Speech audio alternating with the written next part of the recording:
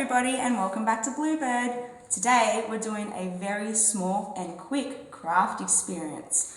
For you guys at home, all you need is a tray, some paper and some balls. It doesn't matter what type of balls you use, as long as we can clean them, it's easy.